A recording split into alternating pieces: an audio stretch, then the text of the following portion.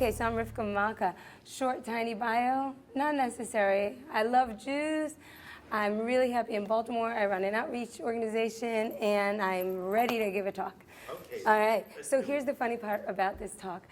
I'm thinking, okay, I want to speak. I have one chance to speak to a whole bunch of Jews what I want to talk about, right? It's very important. Like, this is important. We got one chance. So I'm thinking, and strangely enough, I'm going to give a talk that my brother gave. And that's because when I heard his talk, I'm thinking, if there is one talk that a Jew needs to hear, it's this one. So I'm not going to reinvent the wheel. I'm going to go right in with this. And I want to tell you that my brother's an awesome speaker, Ben Sion Klatsko. You can look him up anytime and have your own party.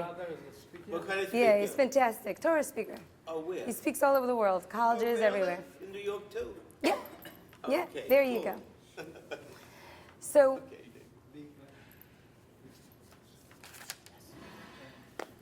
basically, I want us to take a minute and think about where we are. We're in downtown Baltimore, in this Sheraton, in a ballroom, in a room with 1, 2, 3, 4, 5 Jews who want to hear 6, 7 Jews 7 Jews.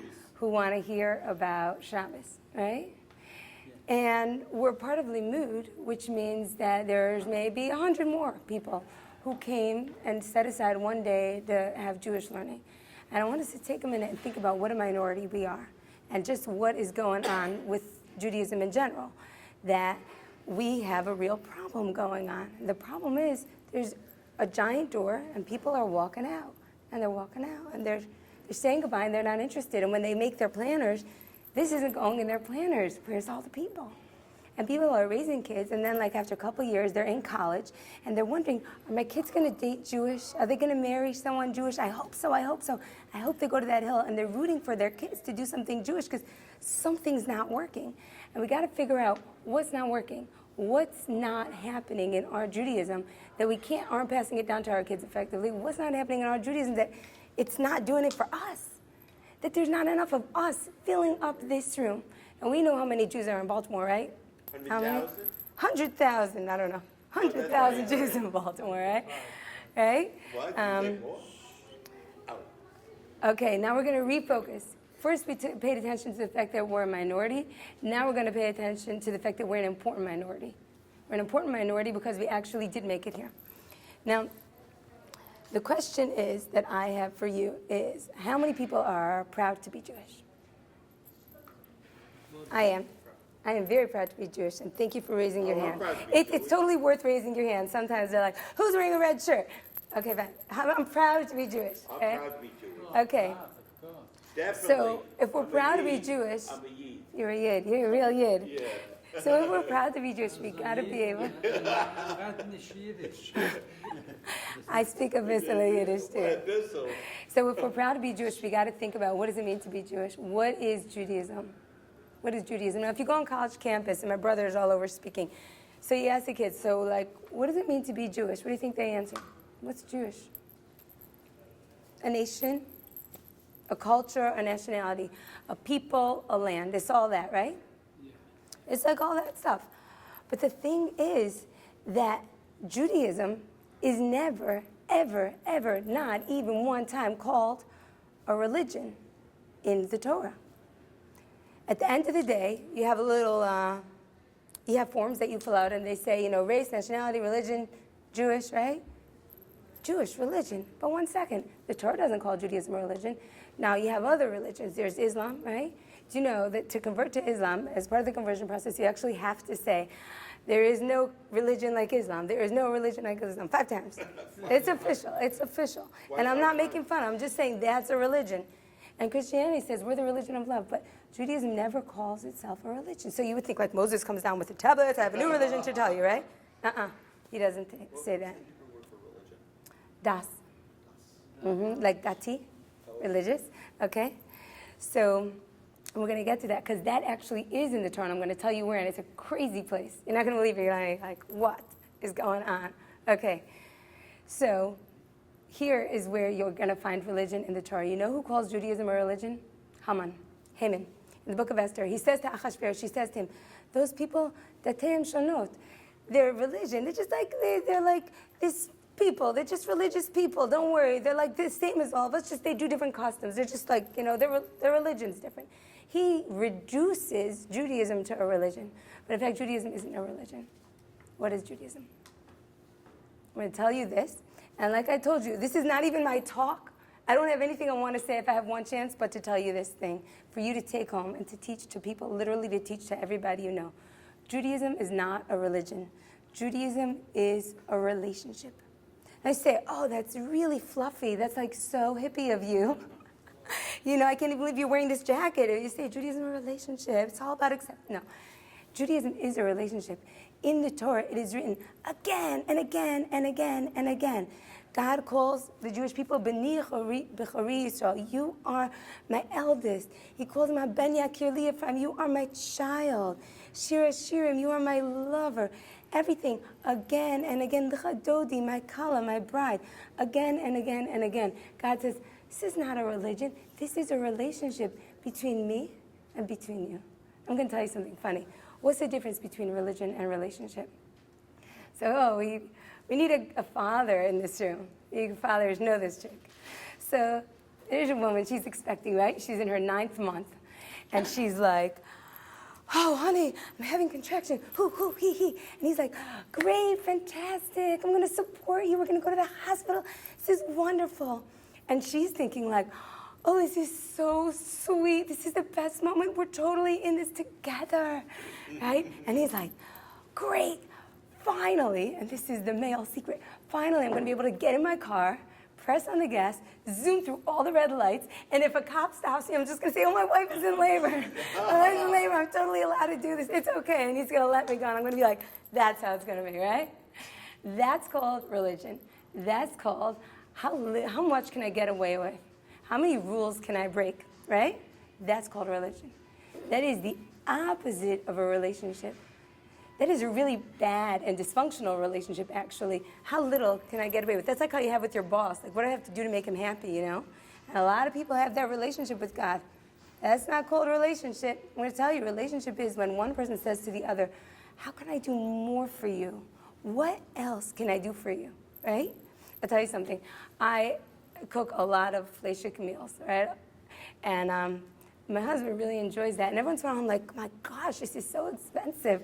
Like, I just want to make tuna fish and pasta for dinner, So I make this lovely dinner. I'll make quinoa and get string beans. And it's like 10 o'clock at night.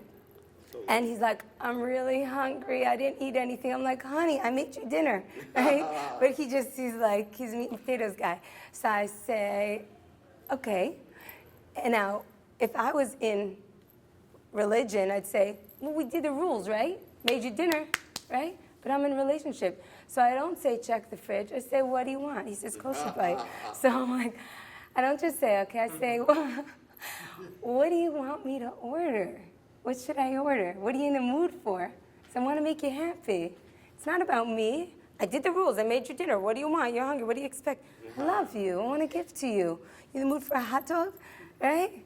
And that's how it goes. If a woman's lying in bed, oh, honey, I'm so thirsty. I just woke up. I had a bad dream. What does he say? He says, oh, you drank before you went to bed? We already did that? Already did my mitzvahs? No. He says, like, hey, what, you want water? You want ice with that?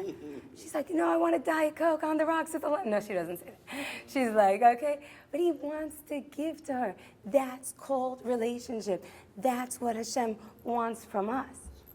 You with me? Yes. So way back when the Hashem gave the Torah, the Jews said, Nasa v'nishma, we will do, and then we will listen. So Hashem said, who revealed to my children this secret? In Hebrew it says, Mi gila razazos something, right? Who revealed the secret to my children? What's the secret? The secret is, you would think in a religion, you would say, so what do we got to do? Tell us the rules, and then we're going to do it, right? Yeah. That's religion. That's not how we work. We don't just say, I want to think, yeah, kosher really resonates with me. I really care about the earth. And actually, if I eat kosher, I'm going to end up being like more vegetarian, which is really, really, really good. I feel comfortable with that. I really need a day of rest. And that kind of makes sense to me, like a 7-day cycle. And I'm really glad that we're a wholesome, healthy people and our religion supports it. And we don't say that. We're in relationship. So when my spouse asks me, hey, honey, can you do me a favor? What do I say? I say, sure. What do you want? That's relationship. That's the relationship that the Jews have with Hashem. It's unbelievably gorgeous. The Jews knew this secret that the Malachim, it says the angels in heaven know this secret. They're the ones who have this secret of relationship with Hashem. Hashem, I love you. I trust you. Whatever you say, I know it's for my good. I know it's for your good. I want to give to you. I want to do more for you. So that is a beautiful, beautiful idea. And I just want to say, because you came in, I want to give credit where credit is due, that I thought to myself, what talk am I going to give today? And I decided to give this talk that is actually my brother's talk, because he travels all around the world. And I'm like, there is one thing we need to let Jews know, and that's that we are not in a religion of rules. So if I have one chance to talk, I don't care if it's not original, this is what I'm going to say. Just giving credit, my brother, awesome, and Sion Klaska. So in our tefillin, in the morning, when we wrap our tefillin, what does it say in the tefillin? You know? Shema. What it says inside of the boxes of tefillin. It says Shema, right? Shema Yisrael Hashem Adonai Echad. That's right. That's what it says. God, you are one. You are my one and only. Open up a Hallmark greeting card. What else do you want to see in it? You are my one and only. There's no one in the world. And think of the 10 Commandments. Don't take any other gods. Don't go chasing any other woman. You are my one. You are my one and only. I dedicate my life to you. And then we go further and we say, V'ahavta es Hashem Elokecha. So just in case you think that this is some kind of talk that is very sweet, it's not so sweet. It's reality. Hashem actually tells us, say, V'ahavta es Hashem Elokecha. What do I want from you? Just love me. Just be in love with me. That's all. That's all I ask. Let's be in love with each other. I want to be with you. And the Talmud says that Hashem also has tefillin. And what does it say in his tefillin? You probably know. Go ahead, there's a rabbi amongst us. You're a rabbi? He's really a rabbi. Oh, well, he's not a rabbi. Oh, so gorgeous the way you say it. You want to translate? Who is like the children of Israel, a singular nation in the whole world. It's very beautiful, right? Yeah, that's beautiful. That's what Hashem says. Who's like my people? I'm crazy about my people. This is written in the Talmud. In the Talmud. Yes, yeah. it is. That Hashem has his own set of tefillin. Now, does God wear tefillin? Mm-hmm. So it's a relationship. It's a relationship. And we're not even done talking about relationship, because I'm going to tell you something else. Okay, so let's take a look at this and let's see. Hi, welcome. What's your name? Steffi. Hi, Steffi. Oh, Lena. I'm just like in the zone, okay? We sit next to each other. So we're talking about here that Judaism is not a religion. Yes, it's a relationship. It's a relationship. So here we go, and we're going to look at the structure of Judaism and see how this is true. We're going to see how this is true on every level. But now we're going to take the basic level of everything we know. What is the holiest country in the world? Anyone? Israel. Thank The you, Holy Land. Yaakov. We can't say And what wrong. is the holiest city? And what is the holiest place in Yerushalayim? Oh, the Wailing Wall? And right near there, there's a place that's even holier. The holy place? The Holy of Holies. The Holy of... And what is in the Holy of Holies? What was in the Holy of Holies? Do you know what was in the Holy of What was that Holies? again? What was in the Holy of Holies? We got the Temple Mount, the place where the temple stood, the place where God's presence was. And in there, we have the Holy of Holies, unbelievable place. If you walked in there and you weren't worthy, you would die from just like your soul would just explode and leave you. Really? Your spirit? Yeah, your spirit just leave you. It's Spirit so will leave holy. you. Where the Ner Tamid or the Where the Aram is. Mishkan, Shechina. These are all important things, yeah. Yeah, you know? So right there in the Holy of Holies, you know what there was? There was the Ark. And here's how the Ark was constructed. Probably you saw pictures of it. It was a beautiful golden box. It was long, and it held the broken tablets inside of them. And on top of the Ark was two cherubites, two cruvim, right? Male and female, looking at each other. So that means that if you take a needle and stick it in the center of the spiritual universe, you are right in between the gaze of a male and female. Is it Right in the middle of a lover's gaze. That's what God calls holy. That's what he wants from us. And what happened? We know what happened when the Jews sinned, right? When we displeased God, when we were totally unfaithful to him, one of them turned away. I'm not talking to you, right? Away. Yeah, one of them actually turned away. It was a miracle, but it was God's way of saying, like, let's have closeness. This isn't closeness. You're going far away from me. Turn around and come to me, right? Yeah. So here I'm going to tell you a story. Okay. So there was once a woman, and it was late at night, and she was waiting for her lover to come home. She was waiting, and she was waiting, and he wasn't coming, and he wasn't coming. Finally, she's like, oh, I'm so tired. I'm going to bed. I can't. I really don't want to go to bed, but I have to. And she gets dressed for bed, and she cuddles up under the covers, and she gets all cozy. She starts drifting off to sleep, and then she hears, he's there, right? And she's like, I can't get up.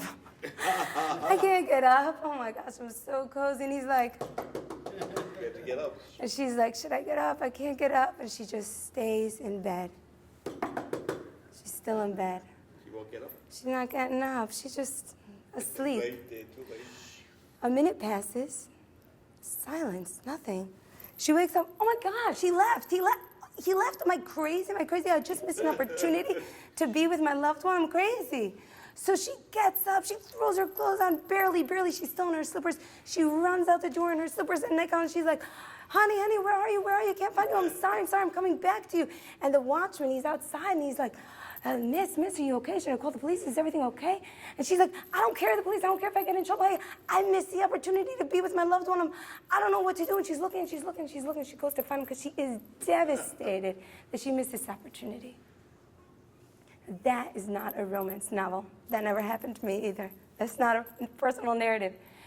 That is Shir HaShirim, the Song of Songs, what Rabbi Akiva calls the Kadosh Kedoshim. Remember that same word, the Holy of Holies. So we have this same idea. What is the Holy of Holies? Our loving relationship with God. Our loving relationship with God. That's it. Judaism is a religion and not a relationship. Now you know.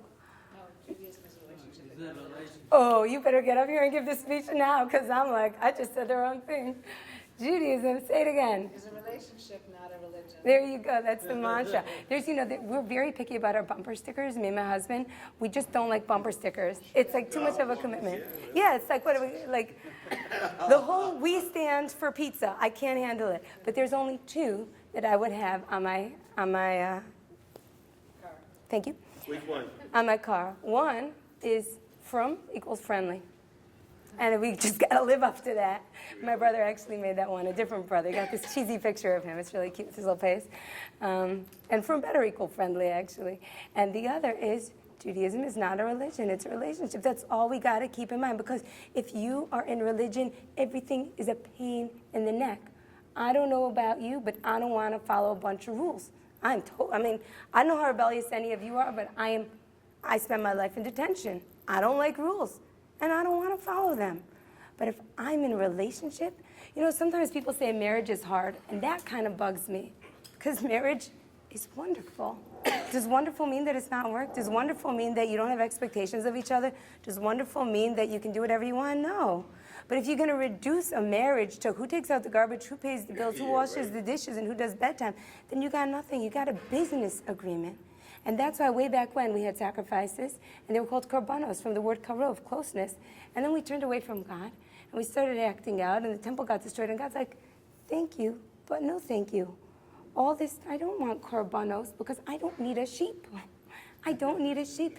There was a time when we were so close that you were aching to give me something, and you were like, God, I don't have anything to give you. I just want to give you something, and I give you this sheep.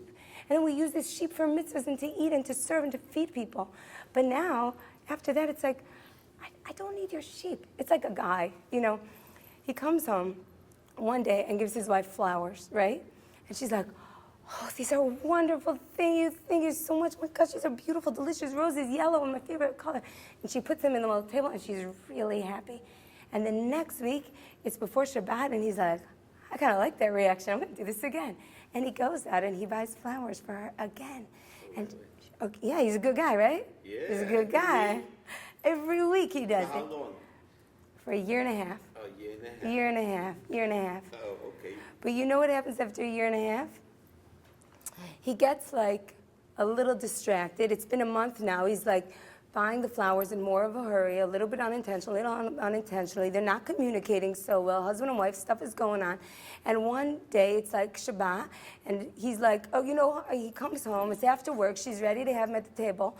And he's like, you know what, honey, I'm just going to do a guy's night out tonight. Oh, but I bought you flowers, plunk. Oh, I don't want the flowers. I wanted you. That's I wanted you, right? That's what God says. Like, don't do me any favors. I want relationship. Exactly. So my husband and I, we sometimes go out on date night. I'm saying sometimes, because I'm being honest on camera. Really, we're supposed to go out every Sunday night. So God willing, after this one, we'll pick that back. But you know how fast that goes? It's just, it's hard to keep that routine. Sunday night, yeah, you'll find us. David Shoes. Special spot. Ah, yeah. Yeah, it's the best place, right? Yeah. So Went to look, honey? Is that the I place? like that. Yeah, for breakfast. Well, I said, oh, is it good? What do we have? Yeah. Dairy? Yeah. Yeah. We're going to have to talk shop later. Oh, okay. So what happens at date night, right? Date night, and both of us are working, so we each have our phones, right? And it's like time to go out. Now, what do you think I do with my phone? I just leave it at home because I'm on a date. But you know, you actually get to observe a lot of couples, and I don't think a lot of people leave their phone at home. And you know, you're like, honey, could you put your phone away? Because it should be just, yeah, leave the rest. Look, what is on there that's so important? What is more important than me and you? Right. What's more important, right? She gets it. She's a spokeswoman. Hi. Welcome. You know? So that is Shabbat. That's what Shabbos is. God says, you know what? I know how busy you are, and it's such a long week, and we're both doing a million things, like I'm running the world, and you're doing all kinds of other important things, right? Not quite running the world, but like you're really, really busy, and I respect that, and I value that, and I love the work you're doing, but like, could we just have like a little time for ourselves together? Let's just spend some time to connect, me and you. Let's put away our phones. Let's stop everything. It's like a little retreat. Let's recharge. Let's connect. Let's not go all over the place. Let's not go cooking. Let's order takeout and have it all prepared already. And then, you know, God says he's such a romantic. He's like, let's light candles. Let's bring out the wine. Let's set the table beautifully and sing together and sit together for hours. Yeah. Come on. It's unbelievable. Let's sing Licha Dodi, welcome my bride. Oh, you know what? The rest of the week we can go get busy, right? But Shabbos, that's our time for ourselves. I'll tell you a sad story. Oh, really? You may have noticed I'm crazy about my husband. All my stories are about my husband, but this one, You love him, right? I do. How long you been married? I do. Thank God, 17 years. Oh, a couple of Yeah, years. You're lucky. yeah. So, so when he was a little boy, he was 14, which with boys is still kind of little, you know? They're really young, and he was in yeshiva. Do you want to move in one? Because I feel like you're comfortable? If you're comfortable, I'll tell you. Yeah. Yeah, in Shul, that's my spot. I'm like, I need to be able to get out and in. So, yeah, he was 14, and that was kind of a rough time in his life. Stuff was going on, and he had this older guy learning with him in yeshiva, and he felt really special that this guy learned with him. And it was a really special time, and it meant something to him, and with this, you know, father figure and all this kind of stuff. And this guy told him, you know, when we finish learning, I'm going to take you out to a baseball game. It's going to be very special. And that's going to be our thing at the end. Isn't that fantastic? And he's like really excited. You know how boys get excited? Like they don't show it. It's like all inside, but like their heart is mush, you know? And it's like, yeah, it's yeah. My son, he's 13, so I knew what I'm talking about. Yeah. So there he is. Day comes for the baseball game. The guy picks him up in the car. There's like 3 other people there, and 2 of them are kids his age, and one's a buddy. You know how he felt? Completely betrayed, completely lost, completely like, I thought we had something special. I thought you promised me something special. Not this. When we take Shabbos and we say, you know, I kind of want to do Shabbos, but like, I'll eat dinner and then I'll go out. I'll eat dinner, but I got like 6 things to do. You know what? I'll do Saturday for errands, and then I'll do Shabbos. We're saying, God, like, yeah, we have a relationship, but like, there's so many other things that matter also. we're not committing that we have value in our relationship. There's something going on that needs to be exclusive between us and Hashem, because that exclusivity makes sacredness between us. It's a special day, right? It's a special day. You got it. What happens is, in the Torah, it says you should keep the Shabbos, and then right after that, it tells you how to build the Mishkan. So we learn from here that the Shabbos supersedes the Mishkan. Shabbos is more important than the Mishkan, the tabernacle, the special house for Hashem that was in the desert. Yeah? Oh, really? Yeah. So actually, how do we know how to keep Shabbos? I want to keep Shabbos by going to Hawaii and sitting on the beach. That is really a day of rest, right? Hawaii's not a big deal. Oh, it's nice, right? How do we know how to keep? You guys want to go to Hawaii? We can arrange that. Yeah. So we have these like 3-day, 2-night hotel deals if you want. The only thing is you have to like sign, that's how that goes. You have to sign up for timeshare. But it actually works. So in the Mishkan, they did 49 things, 49 acts of work, and those are the 49 acts of work that we don't do on Shabbos. 39. Audience participation, love it. Why is 39? Thank you. Why is that number? Why is it 39? Ask the rabbi. A rabbi? Rabbi. Can you explain it? It's a mystical, magical number. Afterwards, we'll talk. Is there a purpose or a reason? You got to go to partners. You're like partners in Torah, guy. You Yeah, I have a wanna get million involved. questions. Like, oh, yeah, I want to get involved. I know. When I become a rabbi, we're going to have to. You to. It's fantastic. Thank you for correcting me on the 39. So there are 39 things that we can't do on Shabbos, right? Now I want to ask you a question. What is the connection? Why the Mishkan and Shabbos? Could you think of an answer, Yaakov? Why do we learn what not to do from making the Mishkan? And why does God go out of his way to say Shabbos is more important than building this tabernacle? Because God created the world in 6 days. And the 7th day, he rested. Therefore, we all have to rest. There you go. That's why we rest. It comes directly from That God. is true. That is true. He's teaching us how to be. Take a step back. God directly. Very beautiful. Yeah, he Very knows. beautiful. אני מדבר עברית. גם אני מדברת עברית. Okay.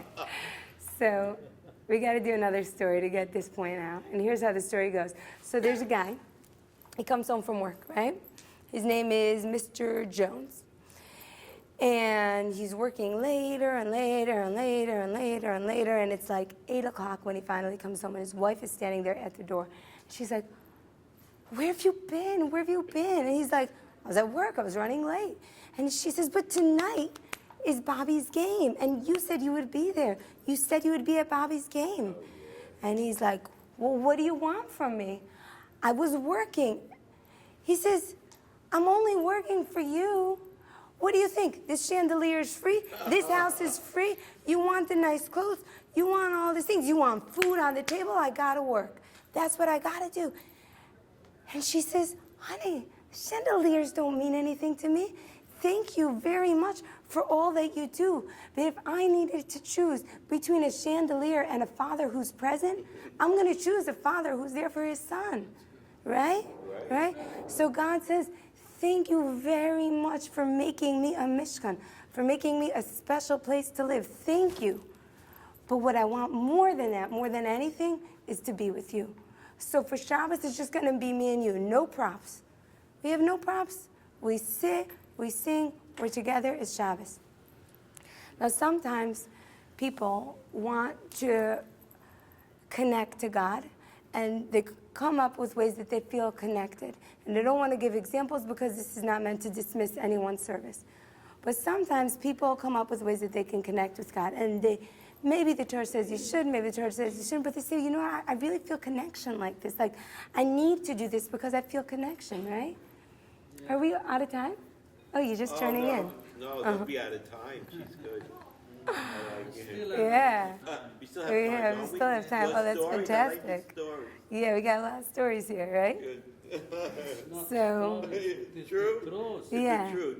It's the truth. Yeah, Yaakov, I like. Right? Next time you're gonna But speak Hashem in the said mood. it's the truth, right? There you go. You get it. Yeah. Yeah. So we have to look at it from a perspective of relationship. My husband, I have no idea what he wants. I'm telling you right now. If you have ideas, come and tell me, because I usually I'm waiting for that day when he's gonna say home run, but I try. But I'm everything from massage to baseball. I mean, I'm really not sure about him. Cool thing, sharper image. I'm really not sure.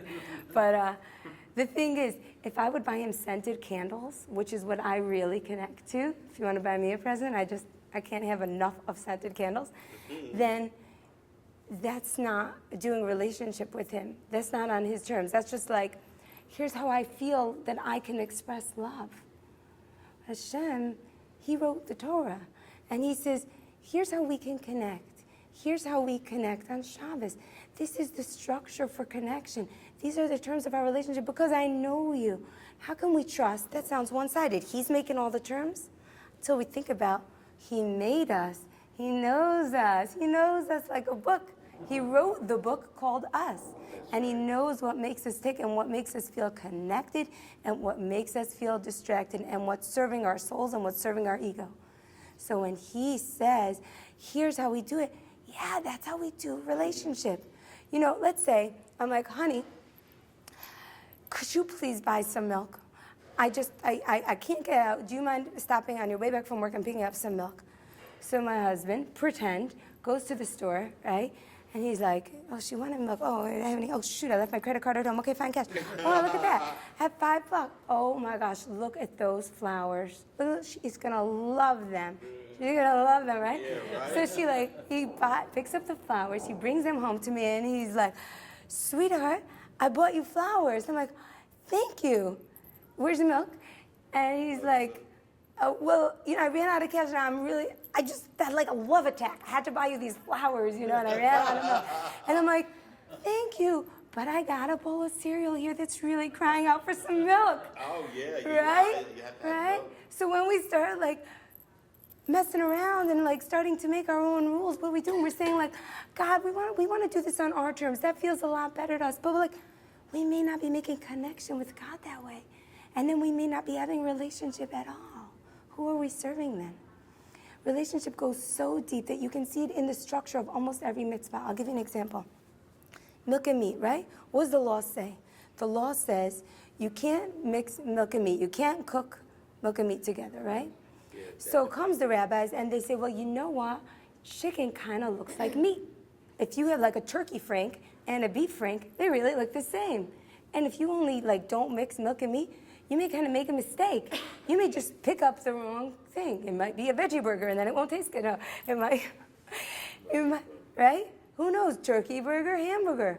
So we say, oh my gosh, I don't want to make a mistake, so I'm just going to not mix chicken and milk either, right? Right?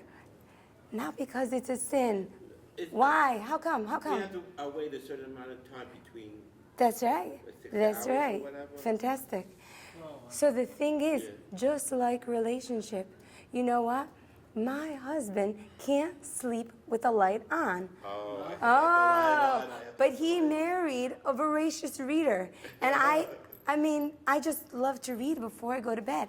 And it's been a while now till I figured this out. I'll tell you when I really figured it out, when he went to Barnes & Noble and bought me one of those little lamp lights. It took me a while to catch on.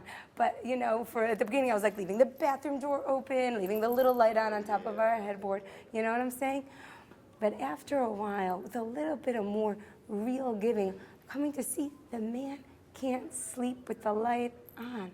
So now, if I'm getting ready for bed and I'm putting stuff, taking care of things in my room, I am really careful to not leave the bathroom door wide open because it makes a big light. Maybe he's 10 minutes into his sleep and he's really, really solidly sleeping and it doesn't matter. But you know what? Maybe it does matter and I'm just not going to take that chance. So I'll flick on the light real quickly, I'll turn on my book light, or I'll put on my computer, or I'll put on my phone, anything, because I really don't want to make a mistake and wake him because the man's trying to sleep. So that's what it is. When we don't put chicken and milk together, it's not because we're fanatics. It's not because we want to make rules harder and harder and more and rules and nitpicky. No. If you have a relationship, you care. This is the bottom line of why people are not wanting to stick with the Judaism. Do you know that the number one, I won't want to say the number one, but a very serious, insidious way of killing Judaism is to send a kid to Hebrew school. Totally controversial statement. I'm sure you teach in wonderful Hebrew schools. But there's a lot of Hebrew schools that just take kids, they've been in school all day, or it's Sunday, and they want to watch the weekend cartoons, stick them in a classroom, and try to teach them what we do and what we don't do, and how we do it. And here's our culture, and here's our beautiful traditions. Never mentioning that there is a God who loves them, who cares about them, who wants them to succeed, who believes in them at every moment, even when they don't believe in them. That the very fact that they woke up in the morning is the proof. I'm not condemning anyone. I'm talking about, I see your concern. Look, what are we giving over? No one concerned. Yeah. Well, the question is, what are we giving over? Is this what we do? Even I've been in religious school, and I heard a teacher say, "You don't dress like that." I'm like, whoa. I think I was teaching dance. I was choreographing a dance, and some teacher screamed like from the balcony, "That's not how you teach Torah. You teach Torah by letting people know the truth." Let's talk about the truth. The truth is that not one of us would be here today if God didn't say, "I need you in this world." And not just that, but I don't need anyone else as much as I need you. I need you 100,000% in order for this world to be in existence, and I need you 100,000% in order for this world to be in existence. And in the desert, he gave us the man, and he didn't give us a feast. Come, have a feast. We'll make you a big buffet. He said, I want to build this trust with you. I want you to know this in your bones. I want you to know this in your genesis as a people, that there will be not one day that I will let you down. I will never let you down. I will show up for you day after day after day. And we'll talk about the mistakes. And you're going to mess up, and we'll write it in the Torah because we got to learn from it. But I will still continue to feed you, to nourish you, to be there for you. You will still be able to wake up in the morning and say, Moda'ani, I'm alive. It is the ultimate in a self-esteem booster. You know, did you ever know there's a difference between confidence and self-esteem? Confidence, plenty of people are confident. You know who was confident? Greta Garbo. Gorgeous, most acclaimed actress anywhere, fantastic, world famous. You know what she did? She committed suicide because she had confidence, but she did not have self-esteem. She didn't have self-worth.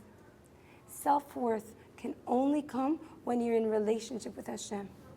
Relationship with Hashem means I matter, and it's not enough to know passively that I matter. I actively matter. I have a role here. I have a mission here. I have a job here. I'm important here. Each one of us, if you are chosen to be a Jew, if your soul came down as a Jew, that means that you are chosen for a mission. And that mission is to be the godliness in this world. What is Hashem? Hashem is patient. Hashem is loyal. Hashem is compassionate. I'm going to tell you a sad story. So a family stopped by my house one day, and they were very nice, and we were new to the neighborhood, so I don't accept invitations out. It's just a little overwhelming for people to have 8 kids, and it's a little overwhelming for me to. But so I'm like, we're new to the neighborhood. Come to our house, right? So I invite them to our house, and the woman calls up, and she's like, excuse me, I just have a few questions. Did you cook dairy in your oven? How do you cook? Where do you cook? I have a couple of questions. And I answered her questions, and all was fine, right? And then her husband called me a little while later, and he said, look, I want to apologize for my wife. Like something was, sometimes she asks little questions. I wasn't offensive. And I heard something in his tone, and I heard a cry for help in his tone, and I said, is she OCD? Like, you struggling? Is she OCD? He said, yeah. Like, she locked me in my room, et cetera, and thank God they are not together now. And thank God he's happily married to someone. I don't know. Thank God that he's a God. That's all I'm going to say. Never happy for a marriage that didn't work. Could someone remind me what I was talking about before I was saying that story? I was just transported back into history. Anyone? You were going to see people for Shabbos. You moved into a new neighborhood. Right before that. Give me right before that. Right before that. Oh, shoot. Hebrew skills. Oh, shoot. Loving Hashem. These are all fantastic topics. Well, what in the world was I talking about that for? Function and dysfunction? Who the heck knows? It's all fantastic. I want to leave you with this thought that I think I was talking about. I know exactly what I was talking about. I was talking about how being in a relationship it's not enough to say me and God were tight. I do what's good by him. You know what I'm saying? It's not enough to say I'm Jewish and I'm proud. But now I really know what I was saying. Okay, let's say a guy shows up at a party, right, with a girl, and this girl starts acting like super duper obnoxious. Confidence and self-esteem. That's right. And I was talking about this self-esteem comes from relationship with Hashem. And then I'm talking about how relationship with Hashem needs to be an active thing. So here's how we get to it. Let's say a guy shows up at a party and the girl is super duper obnoxious, right? And she's acting out and she gets drunk and who knows what she does. Does that guy want to leave the party with that girl? No. He does not want to let people know that they are in a relationship. That is really embarrassing, right? To be in a relationship with someone means that you want to be on the same page as them, with the same values as them. When you are married, you represent each other. And that's what brought me to that story with this couple who had trouble because he felt like, hey, she's not representing me correctly. I would never ask you those questions. When we act in the way we're supposed to act, with goodness, with kindness, with compassion, then we are actually in relationship with God because we are doing our job of representing him. And now I want to finish off with one more story. And this is a story not about my husband, it's a story about me, and it really, really hurt me. But I'll tell you what happened. So a friend of mine had a bar mitzvah. And I can be pretty scattered, as Sherry knows. It took me like 2 months to register for Limud, right? But so I lose track of my calendar. I got a million things going on. I try my hardest. The night of her bar mitzvah happened to be the night of this talent show. Yeah, and I made up a dance with my daughter, and we were going to perform together. It was called The Inner Child, and I was doing this whole thing about confusion as the adult, and she was this spring blossom of the inner child. She was magnificent, and we practiced this. It was the most magical moments together, and I RSVP'd that I'm coming, and suddenly, the night of, I realized, oh my gosh, I can't be in both places at once. You're right. And I got to go to this show, and my daughter's counting on me, so I tell my husband, you know, could you just tell them that like something came up and I have to be in a dance with my daughter, you know? Well, next thing I know, it's a year later. It is a year later. And this woman, the mother of the bar mitzvah boy, comes up to me on the street and she says, hey, can I talk to you? And she says, I just been having a really hard time in relationship with you. I just can't even look at you. I mean, it's been a year now, and I was hoping that these feelings would settle, but they haven't settled. Wow. My bar mitzvah that we talked about, I had helped her walk through some things. We had a meeting about it and planning. You didn't show up. You didn't show up. You didn't just not show up. You like left me some phone message. You didn't even call. Something about your daughter and a dance. Something came up last minute, and for that you missed my bar mitzvah. I don't even know what to say. And she's like. Mad is not the word. She was distraught, angry, and devastated. She was devastated and she was crying. And I said to her, I'm sorry. And she said, I don't know if I can accept that. And I'm thinking like, oh my gosh. She said, I said, please tell me what I can do to show you that I am truly sorry, because I am sorry, and I realize now that whatever I did, I should have called you before. I should have made the time to let you know that this was important. Regardless of if I knew how this would fall to you, I should have done something. And you know what? She was still like, I need time. It was rough. That was a rough day. Wow. So I went out, and I bought her a plant, and I wrote her a love note, because Jews love each other, even when we're mad at each other. And I brought it to her doorstep. And I knocked on her door, and I gave it to her, and that was that. I found out about a month ago that it was over, it's fine between us. But at that point, I honestly didn't know. And that taught me something that I still never forget. It was only this year that happened. But we choose what we make time for. When we say, I don't have time to learn Torah. You know, I don't have time to keep Shabbos. Like, I'm busy. You think I can't do errands? I got the whole week. I mean, I am crazy busy. I got to get, Saturday's my day to get my hair done. I need to go this place. I need to go that place. We're saying, I am too busy to show up for you, God. I can't show up. I got a million things to do. So what do you That's do? not. What do? You show up. You show up. You show up. Come to our house. I'll show you. Make the effort to show up. Make the effort to show up, because you know what? It's worth it. Oh, yeah. Because at the end, what you have is relationship, and there's no sweeter thing and nothing that will get you through life more, and this I promise you, at the end of the day, than your relationship with God. You know, a while ago, my brother passed away. He was young, only 28. Oh, sorry. And people were talking to his wife, who was widowed at the time, and they said to her this most amazing thing. They said many things, but one of the things they said, this other widowed woman said to her is, you know, when my husband passed away, Hashem became my husband. God became my husband. I said, God, I'm married to you. A child doesn't need one parent. A child needs two parents. And my child doesn't have another one. So you take care of him. I'm going to do everything I can, and I'm counting on you. And that is the only way that we can, that's one rough time, but for every rough time in our life, is when we're in relationship with Hashem.